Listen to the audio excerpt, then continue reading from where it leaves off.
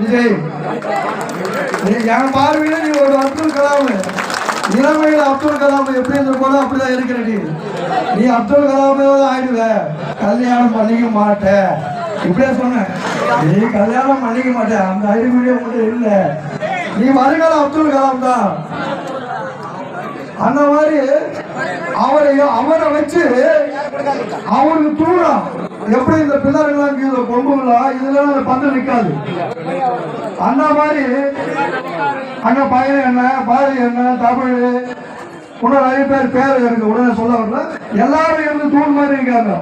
இந்த தூணு இந்த கலாமையும் எல்லாம் எங்கனால முடிஞ்சது. சின்ன இது அங்கிருந்து வந்து ஐயா மாதிரி அரசியல்வாதிங்க எல்லாரும் நம்ம எப்படி பயன்படுத்திக்க போறோம் அதை பொறுத்துதான் நம்ம வெற்றி இருக்குது. இந்த போராட்டத்துக்கு 5 நாளா அனுமதி கொடுக்கல. ஏன் கொடுக்கல? அனுமதி கொடுக்கறது நமக்கு ஒரு வெற்றி. எல்லாம் யோசனை பண்ணி பாருங்க. ஏன் கொடுக்கல? பயம். இவங்க எல்லாம் ஒன்னா வந்துருக்காங்க, என்ன பண்ண முடியும்?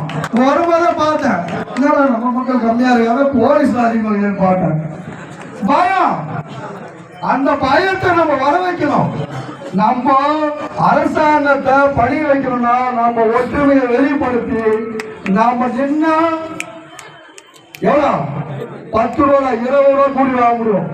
இன்னைக்கு ஒரு 2 டை வச்சு ஓட்டினாலும் அந்த குடும்பம் நிம்மதியா இருக்கிற சூழ்நிலை இருக்குது ட்ரெயின்ல. அதை நம்ம உருவாக்குவோம். உறுதுணையா இருந்து இங்க வாக்களித்த அனைத்து நல் உள்ளங்களுக்கும் நான் வணக்கத்தை தெரிவிச்சுக்கிறேன். மீண்டும் அந்த உரை தொடரும். நன்றி ஐயா.